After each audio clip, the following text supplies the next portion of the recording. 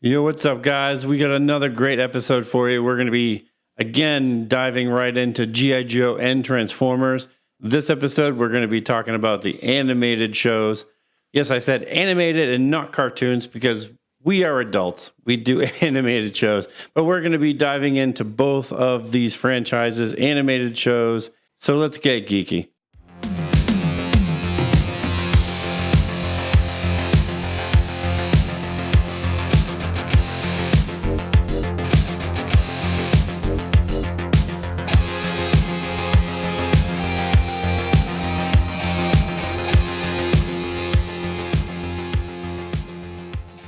What's going on, everybody? Welcome to another episode of Geeks From The Multiverse. That intro is so 80s epic, isn't it, John? You know, Matt, you're lucky I didn't do a repeat of what I did in the last episode. Oh, boy. Yeah. Oh, come on. You know, our 7 fans don't need that, John. Okay, well, I figured that much. But anyways, guys, no, it's good to be talking about, these series because, I understand that a lot of people, may think that, like you said earlier, you're like, these are actual animated TV shows. These aren't cartoons. This isn't a little kid anymore. I'm a grown-ass man. Shut the fuck up. This is my shit, all right? Because like I even told you, man, I said I grew up, in a household, we'd watch stuff all the time. I mean, shit, I remember literally on Saturday mornings, maybe not Saturday morning, more like Saturday nights. We'd watch like the Three Stooges. We'd have like Moose Tracks, ice cream, all this other stuff, and we do that religiously. But like, growing up, I would be watching cartoons on like a Saturday morning or something like that if I didn't want to go outside, and people would be like, why you're too old to be doing this? And I'm like, I'm a grown fucking man. I don't care if I'm in high school, if I was I was watching it and everyone's like, that's for little kids. And I'm like, bitch, I will be a little kid for the rest of my life. And I will tell you that this is some great shit. So like, you're talking about like two, really, I'd say entities of, programming that is like, it's just, yes, it was, depending on what era, of course, like this is a pinnacle, kind of like animated show, like for both of them, because, they turned out so amazing, and it just sucks that, when you look at, how it was made back then, you can't bring that nowadays because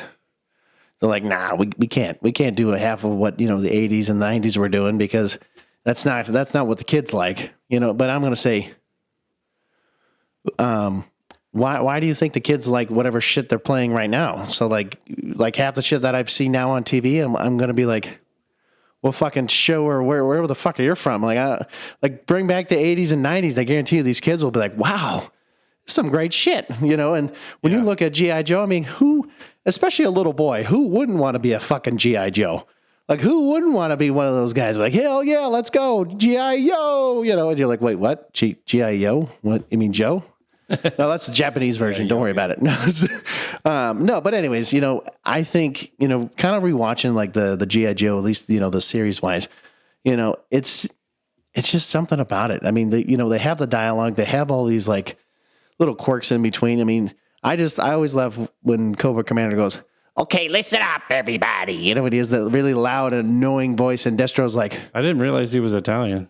Shut up. No, I don't know. That's my rendition. Listen up, everybody. Everybody. And then you got Destro like, what do you want? Or what was... Actually, hold on. You do Destro. I'll do the whole Cobra Commander thing. Go ahead. Try that again. Oh, the Destro? Yeah, the Destro little person. You got to make him a little bit more whiny. What is the plan, Cobra Commander? Why, yes, Destro. Okay, let's... you just wait and see, Destro. I am not going to wait here. This is why we're not doing voice acting. We're so stupid. We are dumb as hell. But anyways. So, yeah, like we said in the last episode, G.I. Joe, a real American hero, which is kind of funny because in the UK, it's actually called Action Force, which is, I guess, kind of weird, I guess. But, I would have thought more of like a Japanese version, but like, maybe a little bit of Action Force, like something like that. But like, why would you do it in Britain? Or really, I would say, yeah, I understand UK, but sure, we'll just call it Britain because I kind of wonder how the intro music goes in the UK if it's not like G.I. Joe, like No, but Action Force. real American. I mean, real British force. Yeah. You're like, wait, what? How does Really that go? No, I'd be curious too. I feel like we should look that up. We don't have to do it right now, but I really feel like that's going to be a totally different style of what the G.I. Joe would be. But like we said in the last episode, the G.I. Joe Real American Hero animated show was based upon the Hasbro toy line, and it was actually created by, Ron Friedman, Sunbow Productions, and actually Marvel Productions. Which I also mentioned literally prior to this episode. I said, why doesn't Marvel/Disney take over the rights and control of literally G.I. Joe and Transformers? And again, I mentioned before that, Disney doesn't always have it together, but like they don't own the rights to it. That's why. I know they don't own the damn rights. I feel like Hasbro just needs to say, fuck you, Paramount, and get on board with this. Since they literally did the fact that Marvel Productions was a big part of this, especially back in the day. Come on. Well, I mean, yeah, they had a big part of the, animated show. Obviously they did the comic books too. They probably had a big part in the movies as well. But the original, I would say the original portion of the show started in 83 and ran to 86. It had 2 seasons that had 95 episodes. And then in between that, there was the G.I. Joe, the movie, which we already said in the last episode had this really epic, 10 million minute intro. Oh my God, literally. I mean, but like I said, the first thing you hear ran forever. Well, no, and the first thing you hear, like literally in the movie, all you hear is Cobra, Cobra. It was just like, and then it just kept going on. And then you're like G.I. Joe, and then it like came in, but then it went back and forth to like Cobra and G.I. I was like, okay, can you just stop with the damn back and forth shit? It was really an epic intro, though. No, it was a great intro. It's just the back and forth with the whole G.I. Joe and Cobra, like that was a little too much after a little bit, but. Well, I mean, it was kind of unique because like the whole series, you really, I mean, the whole show is really about G.I. Joe. So you only get like, G.I. Joe in the whole intro. And then when the movie is, you have the intro being Cobra, and then it transitions into G.I. Joe, and then kind of goes back into Cobra, Cobra. Oh, I'm sorry. I thought we were doing that. But the movie serves as the sequel to the 1983 animated series. And then, of course, after the movie, there's another G.I. Joe, A Real American Hero series that ran from 89 to 92 that had 2 more seasons and ran for 44 episodes. So, actually, a little fun fact that I just randomly looked up. GI actually means, and it was a World War II slang, it just means government issue. So, it was interesting because I just was like, okay, what the hell does it actually mean? And so, yes, GI, government issue, or general issue is really what it was. But then G.I. Joe, right, it was just more of a slang term back in the day to be like, okay, anyone who was in the military. That's literally all it was. It was driving me nuts. I just wanted to make sure that people knew what GI stood for, even though I was like, I had no idea until just now. Okay. But anyways, yes. So, looking at the animated series, and looking at how, they did the movie and all that stuff, I think that what they should do nowadays, man, and I think you and I can agree, is I think they should revive it.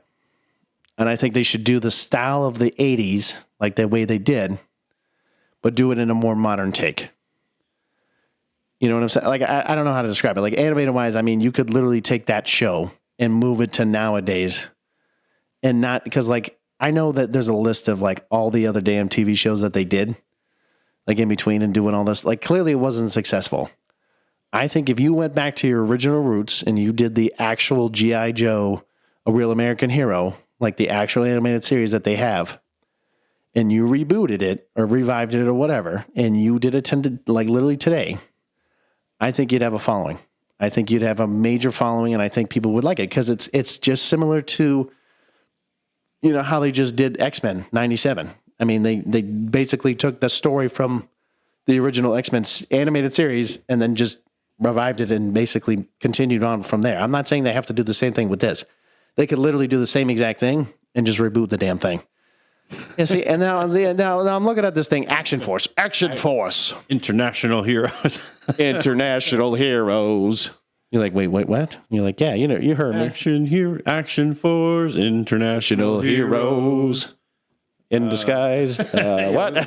We don't know. We don't know either. But no, I mean, that's just me. Yeah, no, I mean, I think they totally could, you know, if as long as they, you know, they don't do what they did to, you know, He-Man.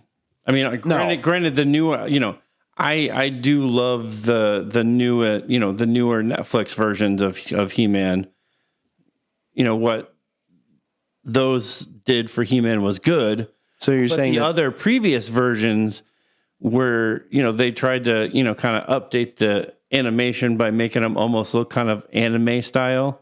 Yeah, and it was terrible. They did the same thing with Thundercats, and it just was it flopped because they changed the whole feel of the show. So like I just said, when you look at X-Men, the animated series, and you just looked at the new one, the 97. They did exactly the same thing. They had the same style and everything. But, yes, did they update the animation a little bit? Sure. But it was minor. It wasn't like a big deal. They could do the same damn thing with G.I. Joe. Now, it doesn't matter whether Disney does it or Netflix. I don't care which one, as long as they would stick true to what they had before. Hell, you want to take the content from what they had back in the 80s? Go right ahead. Be my guest. Have the same damn characters for all I care. You know, but make it long, man. Like, make it like it was back then. Yeah. That's all I'm saying. Yeah, I mean, obviously, I mean, the first, you know, 4 seasons plus the movie is like kind of the core G.I. Joe animated show. And then beyond there, there's 8 more shows that, you know, goes way beyond. No, I mean, and that's why they, like, again, like, you know how like when we went over Power Rangers and we talked about all the damn different TV shows and stuff. People know more about the original Power Rangers, probably like the early, like the actual Power Rangers, maybe Turbo, maybe a couple of the ones that were in the early 90s. Well, really, I would say late 90s. Anything past 2000 was kind of you're not going to really know unless you're a kid during that time. Maybe if you're watching it, you know, like to me. It's the same damn thing what they're doing with G.I. Joe is like, you know, you had this, you're like, oh, it's great. And then they're going to create, like you said, 8 more shows that no one wants to fucking watch. Yeah, I mean, there was like, you know, G.I. Joe Extreme, G.I. Joe Renegades. Like, there was a whole different, like, spin-off kind of animated series. Plus, there were 2, you know, mini type series that were kind of meant to fill in the original 4 seasons, which I've read on a couple places on Reddit and a few other places that the mini series are really meant to be watched first before you watch the original series. Oh, really? That's interesting to know. But okay, whether you do that or not is kind of, I guess, up to you. But yeah, there are 8 different shows. Other than kind of the main 4 seasons and the movie, which is kind of a lot. No, I mean, don't get me wrong. I don't mind watching, like, even the original one, because, I mean, hell, actually, I'm pretty sure right about now there's a G.I. Joe show going on right now. But it's like... I can actually hear it in the other room. I know. It's all good. I'm sure Bucky's loving it. Yeah. Bucky is, like, enjoying it. He's probably like, I'm sick and tired of this shit. Can you change the damn channel? But no, like, to me, it's like, if you brought it back, I think the dynamic of how, you know, a lot of the animation... a lot of the storytelling. I mean, I'm not saying that every episode literally follows a story every single time. I mean, it's all different every time. But I know there's like, because you just saw one, I think it was, I don't know, can't remember now, but like we saw one together and it said, to be continued, you know, and it was like, oh, so I mean, it's not like they don't have like a, you know, back to back. Oh, I got to wait till, you know, like back in the day, you're like, ah, shit, I got to wait until next week's episode's coming out, you know, or whatever. But like, to me, it's like, I'm telling you, man, if Marvel could just get on board and just take over the damn role. It's not a Marvel thing, man. I'm telling you. I know it's a Hasbro thing. If we could just fucking get on board with this. But the original show, which is kind of what we're more focused on, the original, 1983 to 86, and then the 89 to 92 shows. Well, that one you're like trying to find, but yeah. Yeah, those ones are a little bit harder, but it's really just, that kind of 1983, 85-ish, shows really were the Sunbow Productions, Marvel Productions. The breakdown of that was Sunbow staff would write the scripts based on character and vehicle designs provided by Hasbro. And then the artist at Marvel Productions would draw the storyboards based on the scripts, and they would record the voiceovers. And then the animation was outsourced to, I'm going to probably pronounce this wrong, but Toei? Yeah, probably close. That's probably close. As long as you didn't say Tui. I was going to say Toei, but I think it's Toei Productions in Japan. They did all of the actual artwork and animation, and they worked on all 95 episodes as well as the movie. Yeah, of course, Japan had a lot to do with, I think they actually worked on Transformers too. I'm pretty sure they were that whole thing was probably the same thing they did in Transformers as well. Oh, cool! I believe Sunbow Productions also did. I mean, it's also, they're also Hasbro, so Sunbow. So they had to at the same time. I mean, they were basically running around the same time, if I'm not mistaken, right? Like they both had those similar time frames, but But yeah, that's kind of how the breakdown was, where the artist at Marvel would draw the storyboards based on the scripts that Sunbow would provide, and then everything was animated in Japan. I mean, like I said, it makes sense. And, actually one of the things that I couldn't mention in the previous episode because Matt stopped me in the middle of it. I did. You sure did. Because it's actually the next thing we're going to talk about is G.I. Joe was actually used as a platform literally for the Reagan really his administration in a sense. But basically what I'm trying to say is what he would do is he'd use this as more of like a public safety kind of lesson to kids to basically make sure that, okay, kids, you know why you don't cross the road by yourselves, right? Okay, well, you need a parent or somebody to make sure you go across the road the right way, okay? Something stupid like that, but he would make sure that they would use it in G.I. Joe, they would make sure that there was a lesson to be had in that moment. And now we know. Because G.I. Joe, no, I'm just kidding. You missed it, John. What do you mean? Now you know? And knowing is half the battle. And knowing is half the battle. Sorry. Well, sorry, Matt. Bro. Sorry I wasn't alive. Jeez. Everybody knows that line, man. Oh, I'm sorry, bro. It's fucking late. I don't know what you want me to say. Anyways, but no, I was just like... Yeah, I do actually remember these. And when you're watching, them on streaming, I think you're probably watching them on Tubi. Yeah, I'm watching them on Tubi. When you're watching them on streaming or you have them on DVD, I don't know if you get I believe public safety lessons in them. I actually, if I'm not mistaken, because I would really love to find the old DVDs that we had. I'm pretty damn sure you actually did get to see the public safety little lessons in between. I know streaming wise, I don't think they don't do that because I haven't seen them at all unless they're maybe later on, but they probably would be right at the end of the episodes, but usually, I think they would be right at the end. And they were usually they never really delved into somebody doing drugs or something that hardcore, but it was staying in school or doing your homework or, it was really innocent stuff, listening to your parents or... This is why I listen to my mama. Taking the dog out and, This is why you can't have them shit on the floor, I tell you. No, but and that was the thing about G.I. Joe. I don't know. Now we know. And knowing is half the battle. Yo, Joe! Anyways, no, did they do that in Transformers too? Or was it just in G.I. Joe?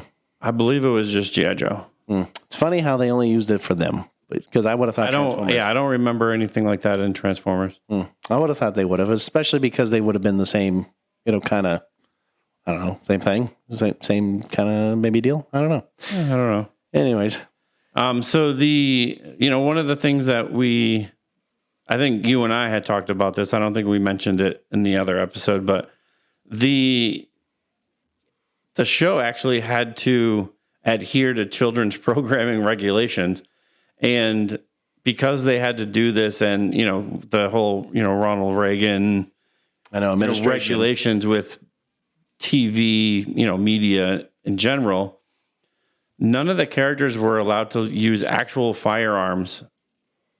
And I know, like, guys, it's an animated show. They're using weapons, but none of the actual characters in the show are actually shown to be killed on screen. So instead, like, they used laser guns to fight the battles, and they were color-coded for each side. So red was typically on the Joe's side, and blue was on Cobra's side. So this is just me. So you think of good and evil, right? Now, I'm also going to mention like Star Wars and stuff like that too, but you look at that for a second. It's always the opposite. You notice that? It's like blue's like, oh, that's the enemy. And red's like, oh, we're the good guys. And it's like, like typically the way I think of these I mean, colors, my microphone is red. and I understand mine's blue, but what you're saying is you're the villain. Hold on. Am I a snake? Am I a Slytherin snake? Hold on. Actually, You're no. a snake. No. Hold on. No, Matt did something outside, which was, hold on, guys. So there was a little joke between us. So we were talking about, I think it was about Cobra or something like that. And he started making this impression. In the movie. Right, in the movie. He turns into a slithering snake. It was a slithering snake. Like, how you doing? Like, no. He just did it so well, and I was hoping that he would do it again. But, I mean, he gave you like an okay rendition of it. Yeah, the one I got outside was amazing. Yeah. I don't know. It's late. I know it's late. But anyways, guys. Cobra Commander, I want to be a snake too. But I'm a Slytherin snake, boys and girls. Anyways, all right, we need to stop. Yeah. Let's just keep going. So yeah, none of the characters actually were killed on screen during the show, and they used these, like, even though, like, you can see in the show, like, they're firing M16s and pistols that would typically fire bullets, like real bullets, but yet they're shooting red and blue lasers at each other. Fire the laser. No, I'm just kidding. But they're, when they, hit each other, they're not actually dying. They're just kind of getting injured. And yeah, and that was the thing about the show. It's like, when you start seeing them like blow up vehicles and shit, and then all of a sudden they're like, they're like running away, and it's like, and nobody gets killed, and literally it's like in a miraculous, everyone didn't get hurt, and it's like, they shoot a helicopter down or like a plane. Well, actually, now I'm thinking about it. I think one of the episodes I saw the twins jump from it could have been like a 10-story building, and they landed in a trash can. Yeah. I'm just saying, like, you don't miraculously, hopefully land in a trash can. I mean, like I said, they'll destroy a helicopter, and the person right before the helicopter explodes, they'll jump and parachute out of it. Yeah, because they know exactly. They know exactly when to jump out of that damn airplane or whatever. I'm just like, how do you know it that quickly? Are you saying that you really know it that quickly to get out of there that quick? Which I think, if they were to do it today, that aspect I think would probably change. Oh, yeah. I mean, granted, you would probably find ways to, let's say for a helicopter. I mean, there's, for example, if a missile's coming right after you, usually what they do is they shoot up flares to distract the missile, basically, so it's not shooting them down. That's one way that they would do it. But like, I'm not saying that they wouldn't do it back then in this case. But I mean, granted, this is animation. This is their way of basically following the rules without having to like explain to people like, oh wait, people don't die apparently in an animated TV show. Apparently, you can jump off a building and land in a trash can and not get hurt at all. It's great, in a dumpster. It's awesome. Whatever. Part of the opening sequence, obviously, there's the whole theme song, G.I. Joe, Real American Hero. G.I. Joe is there. We know the whole theme song. But see, Matt's going to do the narration for you for this next part. The narration comes like almost towards the end of that theme song, and it's G.I. Joe is the code name for America's daring, highly trained special mission force. Its purpose, to defend human freedom against Cobra, a ruthless terrorist organization determined to rule the world. Yo, Joe. Yo, Joe. No, the fighting keeps up. Freedom Forever there's trouble. G.I. Joe is there. Anyways, G.I. Joe. No. Anyways, I need to stop. No, but like, you don't see too many, I would say even now, like animated or whatever, like you don't see many shows doing that. You know what I'm saying? Like, yeah. Granted, I know when like and we'll talk about Transformers here in a little bit, but like, Transformers, robots in disguise, like that's it. And then they just keep going with the song. Yeah. And just keep doing that. That's all the intro is for Transformers, robots. And it just repeats. And, G.I. Joe had this really epic, intro with the narration. Like it was really, really epic. And I think that's kind of what made the show interesting to like, wow, look at the action that's like in the show. It as a kid, like it drags you in. Well, like I said, I mean, granted, we talked about it a little bit. I know we talked a lot about the, kind of the rank structure and stuff like the G.I. Joe had, but like, I mean, to create a show like this, I mean, the fact that it started out, and I had to look this up too a little bit, but like, they started out with the action figures, right? Okay, mention this. Ready? Action figures, not dolls, not anything else. I want to make sure we're clear on that. Action figures. So they started out with this back in the 60s. They kept doing it till the 70s, all this other stuff. And then they're like, hey, you know what? We're going to make a TV show. We're talking 20 or so years later that they're like, hey, we're going to make a TV show just based on this. And that's great. I mean, they had to literally, they had to pull this out of their ass. Wow. Hey, Matt, what's funny? This was well before people actually could write a script in fucking ChatGPT. That's crazy, right? They actually had to be creative, imaginative, and they actually had to do something about it. That's crazy, right? I mean, nowadays it feels like you can't make shit up. I mean, or maybe you can, but it looks like a pile of trash after you do it. I don't know, but yeah. It's crazy. Like you look at that animation, you look at how like all three of these studios, literally all three of them are all production, right? They all had separate jobs, but they at least worked as a team. And wow, look at how they created all these episodes, all that shit.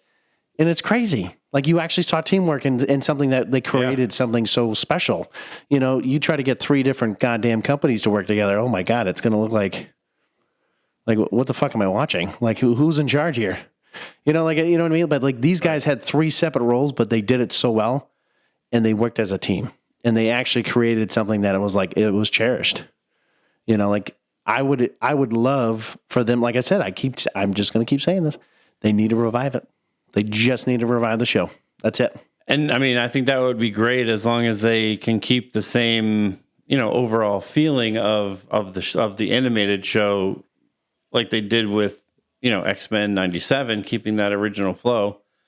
Even though I think the material for X-Men 97, when you look at where they got their source material, really they rushed through a lot of material that they could have, I think, slowed it down and really elaborated more on. Oh, I agree. I mean, technically, I would say right at the end of 97, I mean, they could have easily done that in the second season, or at least, kind of pushed it off till the second season to really build up that whole line of what was going on. No, I absolutely agree with you. I mean, the fact that all of a sudden you see Charles Xavier come back and you're like, wait, he's alive? Like, what happened? You're saying all these years, all of a sudden you just find out, oh, yep, he's alive. He's just hanging out. It's whatever. Yeah, it's like, I mean, I know. It's just saying. It's weird as long as as long as they can keep, G.I. Joe, like the original feeling of that original animated, show the same, I think it would be great. Yes, they could do it. Will they do it? I don't know. I mean, I think Marvel would have to show that they can do it repeatedly. If they end up doing, and I hope that they do a Spider-Man. Yeah, I mean, I'm hoping that if they do, I think now I'm thinking about it. There was supposed to be, I didn't see Spider-Man at all. Like, and now I'm going back to the 97 thing. Now I'm thinking about it. Everyone keeps saying that they saw Spider-Man. I never saw Spider-Man in the damn show that I was thinking about. I saw like Daredevil. I saw all the other ones that were in there, but like, not one mention of Spider-Man. personally. That was just, I know it's a little side topic, but it's like, yeah, I believe I saw him in there, but I don't know. But yeah, I agree. Like, when you're looking at how, they're continuing with, the X-Men and maybe potentially, sure, we'll say a Spider-Man 98, whatever, that's fine. But I mean, personally, like I told you, I don't care if Disney does it. I don't care. Now, if Netflix does it, they really need to kind of work with these companies, and do all that. That's just me. But I mean, they could do it. It's just they need to write again. It's all about the people. It's all about the source material. It's all about, can they get that animation, the same style, that same kind of, resemblance in a sense to what you've been doing for so many years. Now, like I told you before, I personally think they could do that. And I keep saying this too, since I know we're going to talk about movies later on. Just scrap the damn movies. Scrap it and redo. They definitely have to redo them. Because they did not do them justice at all. No, and I think the one redeeming movie that they've done thus far is Rise of the Beast. Yes, I would say, okay, but sure, mentioning G.I. Joe is not really... No, but no, I mean, just not the fact that they mentioned G.I. Joe, but the G.I. Joe movies in a whole, I mean, if you take that part out, it has a redeemable factor if they are using that Transformers movie to do basically a reboot of the G.I. Joe movies. I pray to God. That's all I'm going to say, man, because if they don't and they bring the same shit all over again, I'm going to be like, well, what pile of shit is it going to look like? If they bring The Rock back in, it's over. Nope, you're done. I love how you say one person, it destroys the whole franchise. I'm not saying that. I'm just saying that we need to go back to the roots. We need to go back to simpler times. Hell, I'd even do a prequel. I'd even say, let's do one that's based in the 80s when the show was actually fucking created or something like that. And then work your way up to modern day or whatever. I don't know. I'm just saying. Work your way up. They just need to take the source material and make a freaking movie. I mean, they could shove it up their ass and try to make a movie. But it's really not. I mean, you have the blueprint. Like, Matt, we've said this multiple times. we really have. And it's like, when it comes to video games, when it comes to animated shows and you have the comic books, you have the animated shows.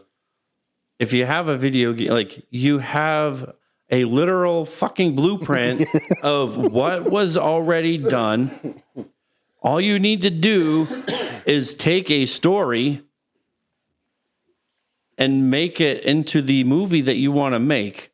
Like, you have the literal blueprint of what these characters are, who they are, their backstories and everything. All you have to do is translate that into a movie. You don't have to change anything. You don't have to change who they are. You don't have to make Duke a female. Please don't. You don't have to do anything. All you have to do is take the blueprint and apply it to a film. It's really not that complicated. Man, why is it that you can have a fucking Chat GPT make a script for you? Man, why is it that we've mentioned this multiple fucking times? I mean, almost every goddamn episode we talk about this shit, and it's like literally we're saying this because over and over and over again. Because holy shit, you have literally the holy fucking grail, and you can't tell me that you're like, you know what? We know what the fans want. Hold on, ready? Kathleen Kennedy, we know what the fans want. You shut the fuck up. Yeah. Like, you know what? I'm going to tell you something. Listen to the actual fucking fans who actually watch this shit, or maybe the ones that have actually read a fucking book or listen to the fucking folklore or the lore of everything else. Listen, God damn it. Shut the fuck up and listen. That's all I'm going to say. So some notable people from the show, these are kind of the voice actors, if you will. Obviously, we mentioned Bob Remus. Wow, I said that wrong. Yeah, what was it? What would you say? Bob Remus. Yep. He's Sergeant Slaughter. Obviously, he did the voice for Sergeant Slaughter. There you go. Yep. Because that's who he is. Yes. Persona-wise, yep. Christopher Collins. Now, granted, looking at his name, I really didn't know who Christopher Collins was. But obviously, he does the voice for Cobra Commander. Yes, that very high pitch, which is very similar to Starscream. And he does the voice for Starscream. I want to know where he got his inspiration from because, I mean, I'm going to say it. Like, were you listening to your wife one day or something, and it was like that nagging kind of feeling, and you're just like, the really high pitched. I don't know. But he also, with with Transformers in particular, he's also done Wheeljack. He did Sparkplug Witwicky. He also, I guess, did Gung Ho. Really? That's and a stretch. The Dreadnought Ripper. So he's done because when you hear Gung Ho and you hear like the Dreadnought and stuff, those are like totally opposite of what Star Commander. No, I'm just kidding. Cobra Commander and Starscream, literally totally two different. It's like that's crazy because Gung Ho's like. I can't even, you know what? I'm not even going to try. I'm not going to try to even butcher it, but like very deep, doesn't really have like a really high pitched voice or anything. Yeah.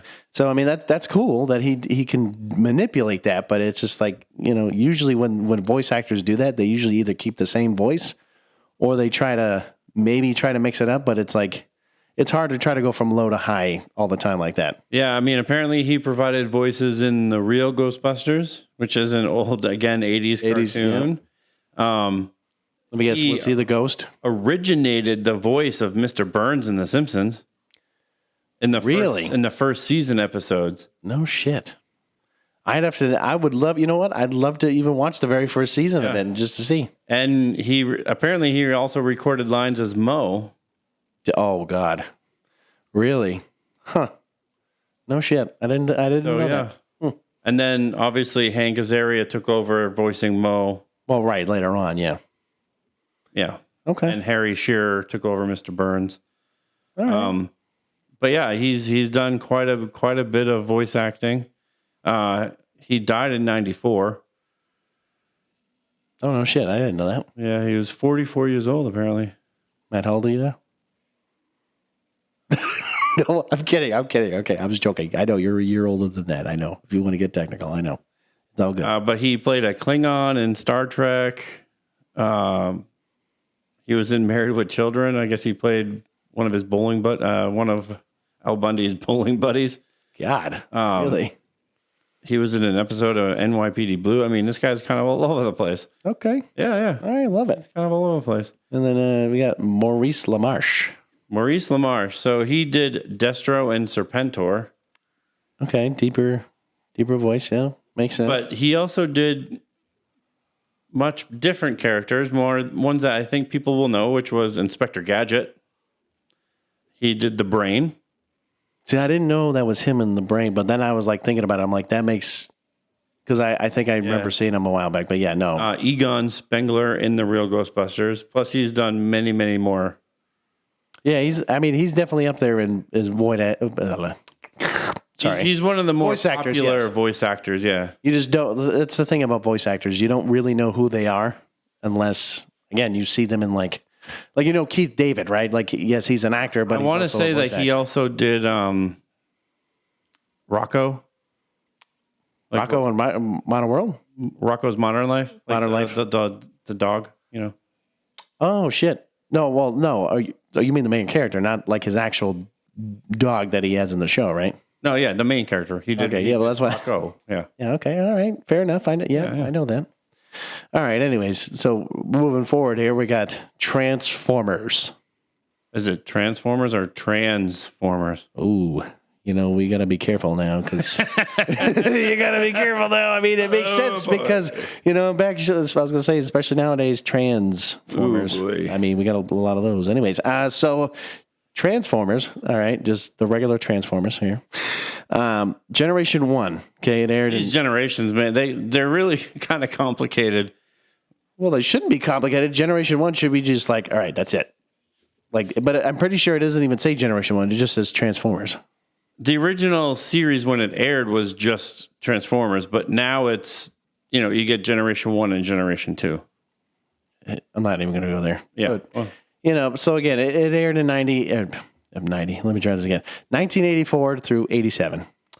Again, produced by Sunbow and Marvel. Same idea. What basically G.I. Joe did in that same sense. They were already made the same way and everything else. And so they did season 1, season 2, And then they also did a Transformers movie in 86, which was actually a year before they did I believe the G.I. Joe movie. Yes. Yep. Yeah, it was 87. 87, yep.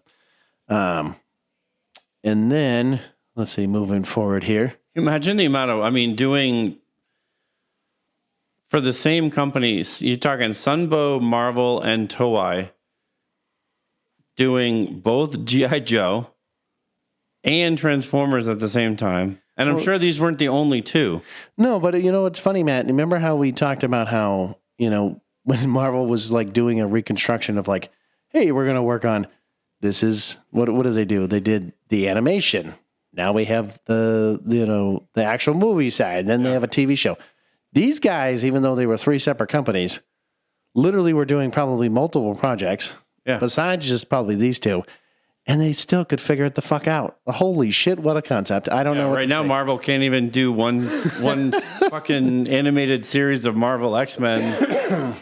No, I agree. And it's do another another animated show. No, I know, but it was one fucking company. We're talking about three separate companies. Granted, they have all different things that they're doing, but it's like they knew what fucking teamwork was. Like in the one fucking company of Marvel, it's like, we're just gonna wing it. We're just gonna figure it out as we go. Yeah.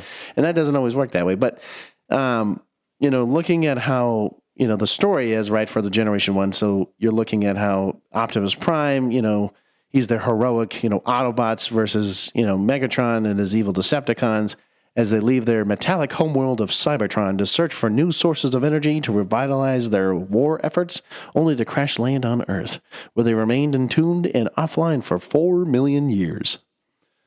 Was that a good narration, Matt? That was pretty good narration. I appreciate it, Matt. Maybe I should be the one narrating this next time.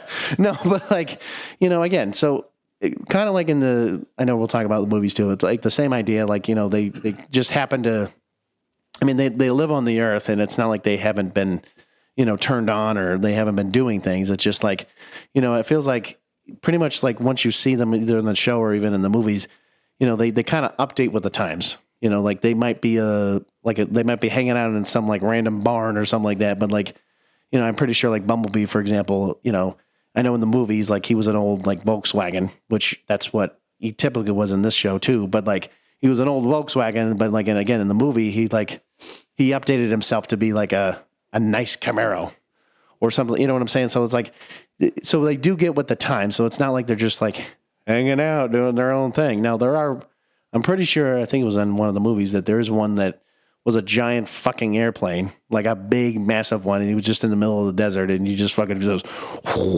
and he's just like massive coming out of the woodworks, and you're just like, where the fuck have you been for, for so long? But no, looking at the show though, I've already said my piece on fucking, I don't even want to get started with fucking Megatron and his fucking lackeys and shit. The fucking fact that he was a giant goddamn pistol. What were they on back then, man? Like, what was their thought process when they thought this was the best scenario? I think, one for them, I think when you look at Transformers, they fought for him just to have the name Megatron, because when they were initially designing the character, they had thought Megatron was too scary for children. How was the name scary for children? But they, ultimately, you can assume that they ultimately decided to go with Megatron. No, right, but how was the name scary, I think him just being a gun was menacing.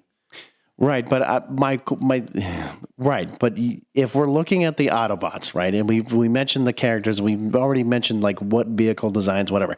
They're literally vehicles, okay? All the Autobots are, plain and simple. There's two of them that are goddamn, basically jet airplanes, whatever. Right, actual military use, like stuff like that. Hey, we're gonna use a goddamn pistol. That way, by the way, one of his other buddies, he's gonna be a fucking boombox that has 3 goddamn little Decepticons hanging out that just gonna destroy shit when need be. And then I'm just saying, like, I look at this and I'm like, you couldn't have. Soundwave was one of the probably, like, as far as the Decepticons, like he was one of the coolest I think Decepticons that maybe you know what? existed. Like, I'm just gonna say it. Okay, I understand. I'm trashing it, and I understand it because I haven't. I should watch it, which I'm planning on doing. I'm gonna give it a shot. I will throw it on. I will see what it look like. The actual animation. I'd love to see the at least the Decepticons. I probably have an idea with the Transformer or really the Autobots. The Decepticons is really where I need to see, like, imagining this back in the 80s. Like, I mean, the thing is, like, you really don't see Megatron transform all that much. You really see him in that robot form most of the time. Really, like, when he is shooting, like, it's really like when he needs to. No, I mean, I get that. It just, to me, like, when I saw that picture I showed you a little while ago, I was like, and granted, this is all Japanese. It was all Japanese written and all that stuff. But I'm like, is that seriously what? That's what he looked like in the show when he needed to be like a Walther P-38. I thought, because when I saw Walther P-38, I'm like, maybe that's a car or something too. But I also know it's a pistol back from World War II. And so I'm like, when I looked it up, I'm like, no, this is a legit fucking pistol that we're talking about. And I'm just like, I was like, seriously, this is what he turns into? I'm like, and then who's the other one? The one we were talking about, turns into a laser pistol that apparently he can fly. You know what I'm talking about? I do, but I don't have the name on top of my head right now. No, but like the fact that he can fly in his laser pistol form, that's a little surprising to me. Like, I'm surprised that he can fly as a pistol, just shooting fucking lasers coming out of his, wherever he's shooting it from. But I'm just like, to me, like I said, it's just like the G.I. Joe logic. I don't get it. It reminds me, and I'm going to say it, Matt, we have a thing at least in the Army, that there's a thing called Army logic. Okay. It's basically logic where you're sitting there like, you think, they're trying to use their brains. Okay. So instead of, like, let's say, hey, we're going to move all this stuff from this corner to that corner. And why don't we use, like, equipment? No. We got, like, 20 people, right? Yeah, we can move it. Might take us the whole day, but we'll move it. Right. So I'm thinking to myself, so you would think that the easiest task could be dealt with by maybe using equipment that would be easier to use it. No. They just were like, nah, we're just going to use all your manpower real quick. And I'm just like, so you want to make things more complicated. Got it. Okay. So that's the kind of the same concept of when I was looking at how, their logic on certain things that they've done. And like I said, G.I. Joe apparently in, Transformers now, because like I said, a giant fucking pistol and a laser pistol and a fucking boombox. Now, like I said, granted, I told you I need to watch it, and that's fine. But it's just it's the logic that gets me. That's all. That's all I'm trying to get at here. But, anyways, yeah. I mean, it's I guess it is what it is. I mean, he transforms into a gun. No, I think they made it so that it was a little bit more menacing because, you see Megatron and.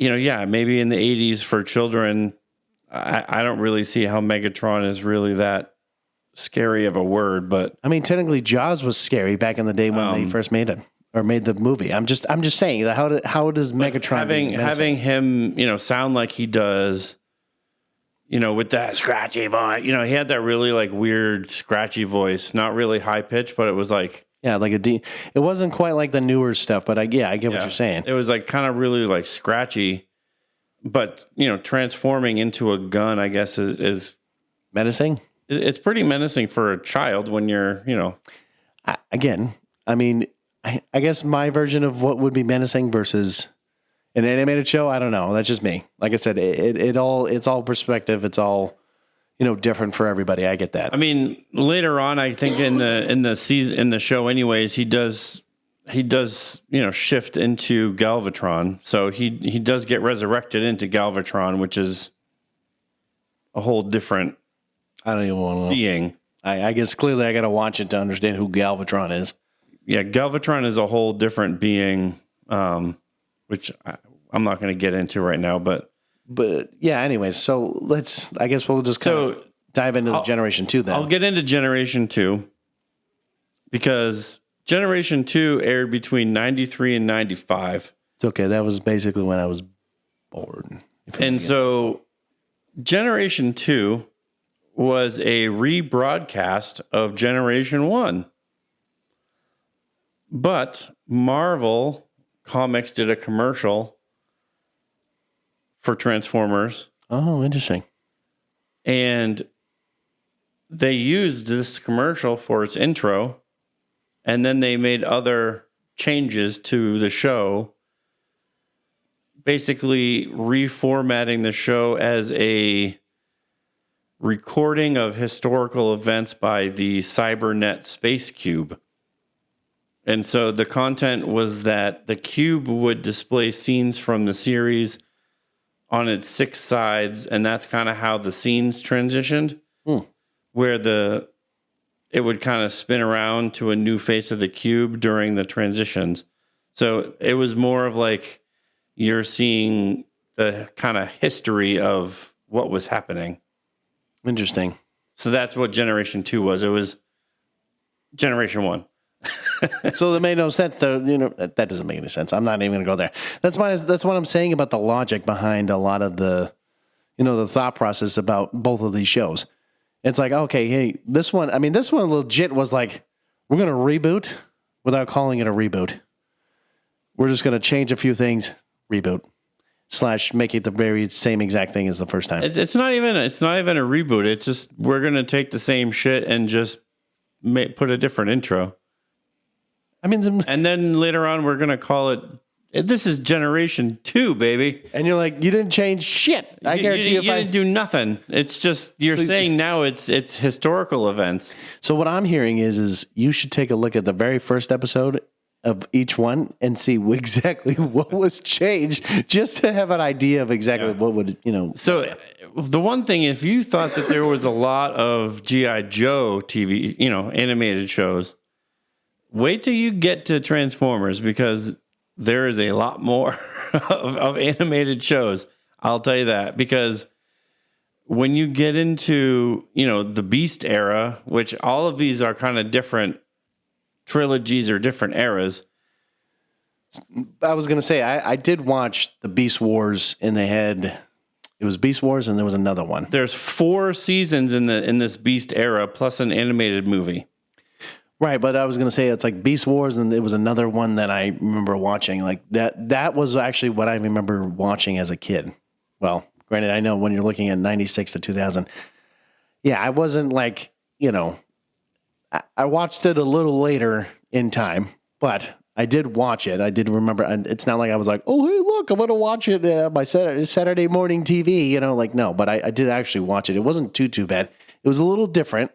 It was kind of weird. There was like, it almost like it was between like 90, it might have just been that era, like 96 to 2000. There was this weird animation kind of curve, and it wasn't just this show. There was a lot of shows that were doing that kind of, it wasn't even quite animation. It was kind of weird. Maybe it is an animation style, but it's their own style, because it was really that late 90s, early 2000s where they started doing that style of animation, which I can't even describe it, because it's not even like pencil drawn. It's not like you see like the way it is. It's very like 3D. It almost looks like if you're playing, what is it called? Is it like CAD? If I'm thinking of it correctly. So like kind of like an architecture or, engineering, like, it's like that 3-dimensional object. It was like they were doing it very fluid motion. I don't even know how to describe it. Like literally you'd have to watch it to understand, because like I saw a lot of these TV shows do that same style, especially animation wise, like to do that. And I was like, it must have just been a phase. I don't know what it was, but it's interesting. That's why I said, you just got to go ahead and watch it at some point. But anyways, looking at some of the newer stuff like the Transformers, Robots in Disguise, that kind of early on TV show. And then I think that was more of a kid's version, if I'm not mistaken. Yeah. I mean, and I know, like, what is it, Unicron trilogy? Like Unicron trilogy, I believe, had 3 or 4 seasons in it. I mean, they did. It had 3 seasons because it's a trilogy. Duh. Yeah. No, I mean, I know later on I don't know if Netflix or somebody else did it. I don't know. There was definitely like a later on, like they had a different version of Transformers, like animation wise. It was just, I don't know. It seems like the different years, it's like they either slim the characters up or something like that. It's more like they slim them up and they don't look exactly like them. Yeah. So it's kind of weird, but like, well, and after that Unicron kind of trilogy, they created what they called an aligned continuity with the animated shows. So this was for Hasbro in the attempt to stop the wave of various reboots. Oh, you don't say. That started in 2001. They created an aligned universe with the intent to unify every Transformers media into one continuity. So within the aligned continuity, there is 5 different shows and a movie. And see, that's the problem. I mean, that's my point. I mean, you look at, like I said, Transformers, you look at G.I. Joe, it's like, stop. Like literally just, you know what? You might as well just call it the Hasbro universe. Put everything that you don't want in there and call it just like DC Elseworlds, baby. Elseworlds, you know, baby. and do the same thing and just put it and like literally have one like literally. I mean, that's not even I mean, there's the Prime Wars trilogy, plus there's 8 other shows. No, it's just crazy how much. No, I mean, like I said, they just need to fucking stop what they're doing. Literally, I think they can reboot both of these TV shows and then just say, hey, we're going to do this, and this is the actual timeline. Like, this is what it is. They could do that with G.I. Joe. They can do that with Transformers. They could do it with the whole damn universe for all I care. They can do, and I feel like that's what I'm going to say it. Like, I feel like every franchise that has something like this, whether you're Disney, whether you're DC, whether you're Hasbro, whether you're, you know, I'm just going to say it. Like Donkey Dick, I don't know. Like something weird, I don't care. Donkey Dick? What? I don't know. The point is if you have a franchise and you have a successful one and you want a continuity, okay, just like Star Wars or whatever else, right? You should have basically your 2 worlds, okay? You should have one that's called DC Elseworlds. No, I'm just kidding. You should have one that basically it's there, but we don't have to talk about it if we don't want to because it's not the continuity. It's there because we have everything here. It's a circle, not a square, not a triangle. Anyways, different reference, but like literally have everything here. You do that, you can make as many fucking Transformer TV shows as long as you want or G.I. Joe, whatever. You put them there. And then you have your actual continuity. The thing that you want it to be represented in your actual continuity. Like in your actual like line of the whole entire thing. Just like Star Wars, just like Marvel, just like DC, right. Whatever. Do the same fucking thing for all these damn franchises. I guarantee you it would make more sense. Well, and I mean, people don't think of that when you're Hasbro and you have somebody like, hey, I have this great idea for a Transformers animated show. And then they go, well, here's the check. Just go ahead. Yeah, no, seriously, and I feel like that's what they do. And then later on, they go, "Well, what the fuck is up with all these different like Transformers shows? Like, there's no continuity." And then you have some guy, "Hey, why don't we just align the universes together, and we'll just call it the aligned continuity?" Yeah, that's great. That's great. I mean, we'll do that. No, I mean, and that's what I'm saying, Matt. Like literally all these franchises need to have their own fucking universe. Like it's like you have 2 separate worlds. Continuity, your actual timeline of like whatever you want to be represented, and all the other shit that everyone else likes to make. So, I mean, what we're saying is you take everything from Generation 2 down for Transformers. Yep. And then with G.I. Joe, you take everything besides the Real American Hero after 92. You keep maybe the miniseries. Sure, keep the miniseries. Maybe the 2 miniseries, but you take everything else after 92. You take those two main series, G.I. Joe 83, Transformers 84,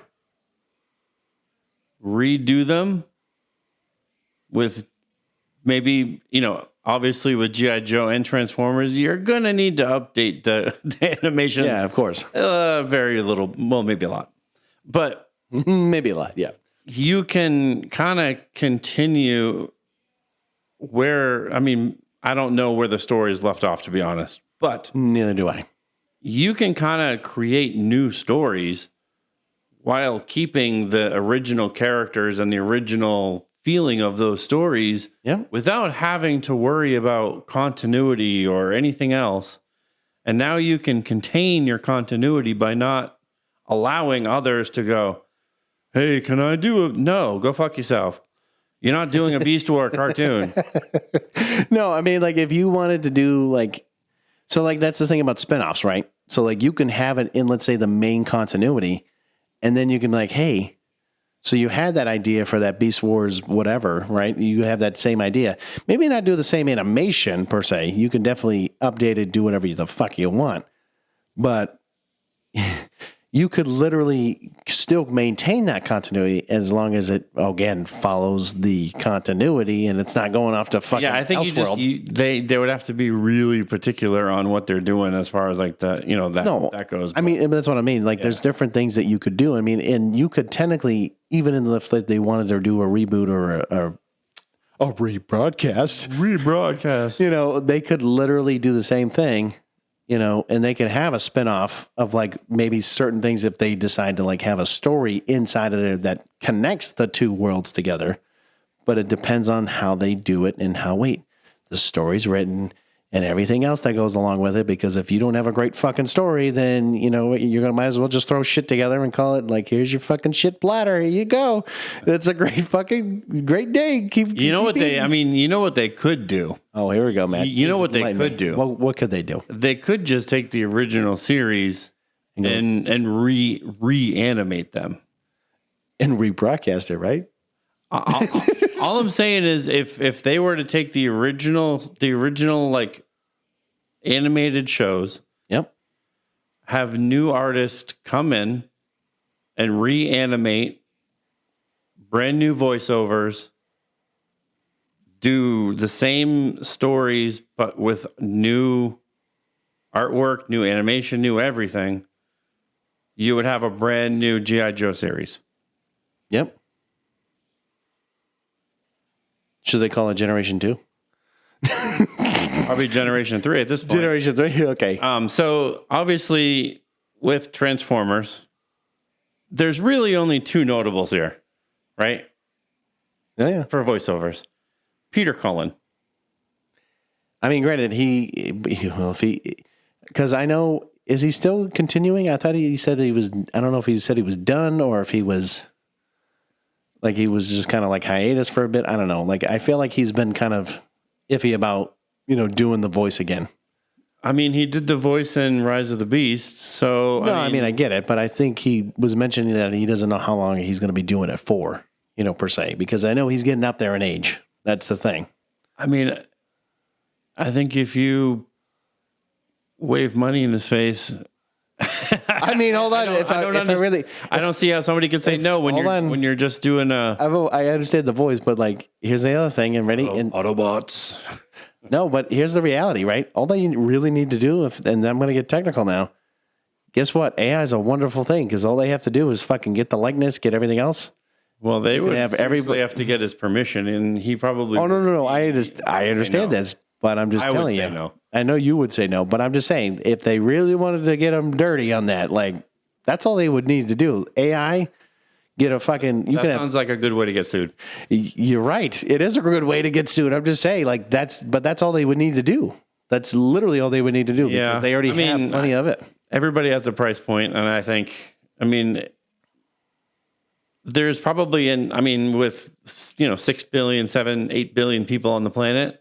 I am sure there's probably one person that is alive that is the sound alike to Peter Cullen.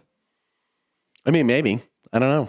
At the end of the day, if they can find two jackasses to sound like Rick and Morty, I'm sure they can find one random dude to sound like Peter Cullen. I love how you said two jackasses that sounded like Rick and Morty. Yes, I know it's not. They found two random dudes. I know they did. They're not even fucking voice actors. They're just two random guys that happen to voice. Basically the kid. No, I understand. Hey, Morty. Morty. Hey, Rick. Oh, geez, Rick. Oh, geez, Rick. No, I mean, don't even get me started. No, I agree. Okay, fine. You could find that. You could do whatever. But I know Peter Cullen. Actually, I was going to say that. I don't even think. Now I'm thinking about it. You can't even if you wanted to do G.I. Joe. I mean, sure, you could.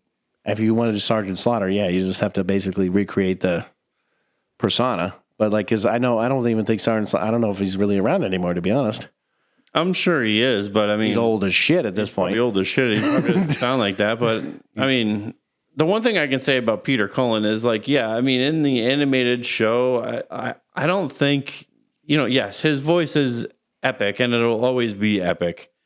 But by far, I think when they've made the very first Transformers movie and you heard him for the very first time start talking, it was like goosebumps, like the hair on your arms stood up. I mean, it was like so dramatic the way that they recorded it and the scene. It was like, the thing is, man, is even watching those newer movies and stuff. I mean, Rise of the Beast at the very end when he's absolutely, calling all Autobots. No. I mean, look, what I'm trying to say is, I know he originally voiced it back in the day.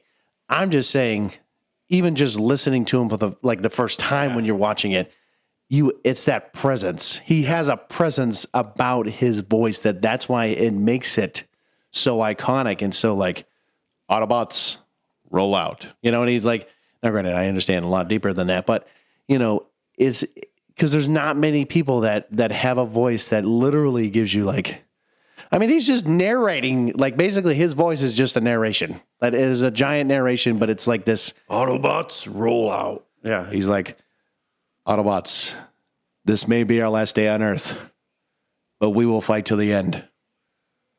Roll out. And it's something stupid like that. It's very short and sweet, but sometimes he'll go on this long fucking speech, and you're just okay, you. I mean, don't get me wrong. I love to hear you, but I'd like for you to fucking finish so I can get moving here. You could be talking about anything, and it would be I don't know when we're gonna get to pee next, but when we do, we're gonna pee good. And it'd be the most epic thing you've ever heard. It'd be yeah, we're gonna pee, god damn it, yeah. And we're gonna get Swifty up in this bitch, yeah. You're what? Who the fuck cares about getting Swifty?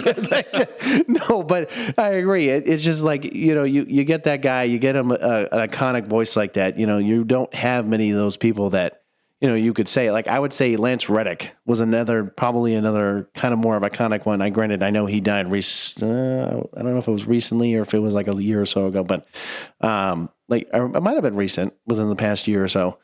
But there's just so many people. Even Keith David. I know it sounds stupid, but when you hear Keith David, right, and you're hearing his voice, you know who he is. And granted, I know he's an actor and so forth, but there's just so many. I wouldn't say there's a lot of people that have that, unless you're trying to do a voice impression of Christopher Walken or Matthew McConaughey or, something stupid like that. You're hey, watch where you're going. I don't know. I can't even do him, but you know what I mean? It's just that certain voice, but automatically, who the hell it is. Right. And even this next guy, I know that most people probably don't even know. Unless I mention you didn't do any of the other voices that Peter Cullen did. I'm not. Oh, fine. Okay, fun fact. My bad. I did not know that he was the voice of Eeyore. I had no idea. Not the original one, but since 1988 he did. No, but that's my point. He's been doing Eeyore for a long fucking time, especially in Disney, well, really, I wouldn't, well, yeah, movies and shows, whatever they've done in Winnie the Pooh, basically. But okay, fine. So yes, he does the Predator clicks, which we talked about actually in our, yes, that one, the one that Matt recreated because we can't get sued. So he did that. And then he also did, if you ever watched the Knight Rider series, he was the voice of the car, as in Karr. Yeah, which was the adversary of Kit. Yes. Yeah. So he did that. Now moving on, Matt. Yes. So this next guy, unless you watched, I would say the original Scooby-Doo series. Okay, Well, this guy's been live under a rock. Well, I was going to say yes. Don't watch anything animated. Well, that's true, but I would say like if you his most notable work was like the original animated of like Scooby-Doo was really like he was the voice of Fred, right? So he was the voice of Fred in the Scooby-Doo series and stuff like that. But I mean, he was also the voice of Megatron. So he was the voice of Megatron. Again, he's done over this says 860 like projects. So whether it's film, television, video game. All over his career. This dude, I'm very surprised that he's done that much because, like I said, we're talking the 60s. We're talking 60s on because, like, we're talking Scooby-Doo. We're talking now Megatron. I can't even think of anything else off the top of my head, but, like, I know he's done a lot, but it's just surprising to me. So this list, like, he had, and as far as Transformers, he's done Megatron, Soundwave, Skywarp, Mixmaster, Rumble, Frenzy, Ravage, Ratbat, as well as Autobots, Mirage, Trailbreaker, and Sludge. That's basically all of the goddamn cast for the Decepticons. I mean, literally, he was just like, hold on, guys, I can do all of this shit for you, and you don't have to pay anyone else to do all the voices. Literally, he just said, I'm going to take them all. Don't worry about it. He didn't even do Starscream, for God's sakes. I'm not surprised that he didn't do Starscream. I'm just saying, like, to me, it's like, you might as well just take them all. Might as well say, hey, I'm just one-man show. I'm just going to do all the voices, so don't worry about it. Literally, what you just mentioned to me was, like, literally probably the majority of them. Yeah. I mean, besides, like, Starscream and his dumbass friend that he, the other F-15 that, apparently likes to teleport and, 15 miles an hour, but... He's done voices for Futurama. Oh, I'm not surprised. Animaniacs. Wow. There you go. Curious George. He's done a voice for Garfield, apparently. Well, I would say probably early on. I wouldn't say anything unless it was newer. Obviously, like you said, Scooby-Doo. Oh, he's definitely known for Scooby-Doo. That's for sure.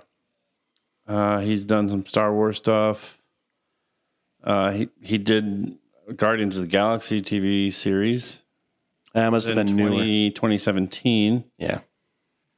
And Avengers Assemble, which was 2013 to 2018, which he did the same voice for Odin. Oh, no kidding. I did not know that.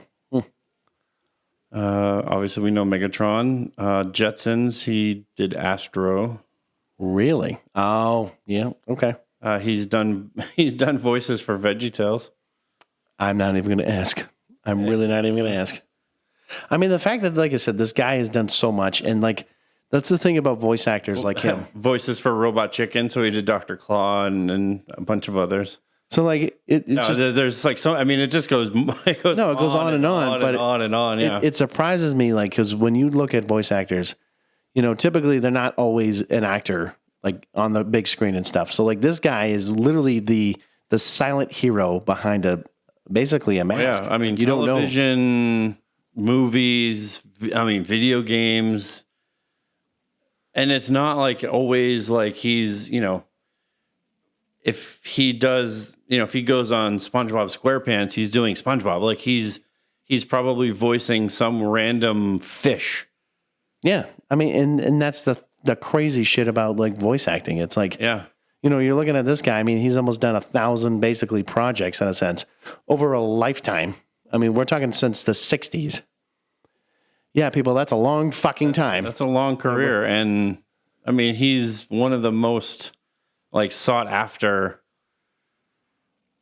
voices in, animation right now. Like he's done so many. I mean, with Scooby-Doo and, Transformers. And I mean, it's just all over the place. Smurfs he did. I mean, shit, like that's what I'm saying. Like he must have just said one project after another. Like he literally was keeping so goddamn busy. He probably didn't have a personal life at that point. He was just probably doing voices. And then he didn't even probably know who the fuck he was half the time because he was Papa Smurf in one episode that became Scooby-Doo in the other. He probably hears these voices in his head. He's like, how many fucking voices do I have? Well, I can tell you I got about the only other person I can think of that was probably on the same level as him. It's a little different, but like the man of 1,000 voices. I don't know if you know who I'm talking about, Matt. Let's see if he knows before I mention who. His name was Mel Blanc. Well, yeah, I know who. Yeah, exactly. You know who it is after I say it. But yes, this again, somebody like that where he's done like all the goddamn Looney Tune voices. You know, somebody, does other things too, but like he had a way about him. Like this is kind of like what Frank Welker did. Like he just basically personified a lot of what he's done. I mean, granted, some of the voices that he did, I know were probably his actual voice, and then some of it he had to like kind of make up. But it's like, yeah. You know what's interesting though? What's that? He actually did the voice and like sounds for Shokan and Reptile in the movie that you hate the most, Mortal Kombat. Oh 95. No, shit! Did they really do that? Look, of course you like him for that. Yeah, of course you had to like. Oh yeah, the one fucking movie you don't like it. Like yeah, well, you can go suck a dick because that's the one goddamn. Like man, why would you do? Frank, come on, man. That was the one movie I would have thought you would have been those guys, Shokan and fucking goddamn. That's some fucked up shit. But anyways. I think, Matt, I think we've kind of talked about this to a T. I don't think we need to go any further than that. But hey, if you want to watch both of these shows, you can watch them both on Tubi, and Tubi is free. So Tubi is free, and you could get it with me. I mean, you want to rhyme? Give me a dime. Oh, now you're being roadblocked. Being roadblocked. Gotcha. No, but guys, we appreciate your love and support. We appreciate everything that you guys do. We love doing this all the time. Again, we actually kind of want your ideas, man. Because I mean, granted, we got our own ideas. We got some plans too. But hearing out from you, like giving a little shout out, saying like, hey, man, what about this episode? I mean, shit. Just for an example, I'm not going to say what it is. But we're gonna, have a guest at some point down the road. I would say down in probably the end of June. We're gonna have somebody on the show, and somebody that we're not like my brother or my dad. That's kind of like a more common thing. It seems like my dad's mostly the common person in this one. But like, we're gonna have some. We're trying to get more people on, and I know we talked to one guy about it a long time ago. Yes, I'm mentioning you, Mitch, because that is one dude that I do need to get you on the show, buddy. So we're going to hopefully get you on here as soon as we can. Just, you got to let me know. We'll hook it up. But anyways, let us know, guys. Please reach out. We're sick and tired of this whole dead silence thing. Like, come on. You got to get with us, man. We're two dudes uniting all geeks here. I can't do it, and he can't do it either. Like, we gotta work something out. Unfortunately, I'm broke, so I can't pay you shit. But it's like teamwork makes the dream work. So get on it, boys and girls. But anyways, guys, stay tuned till next time. Stay geeky.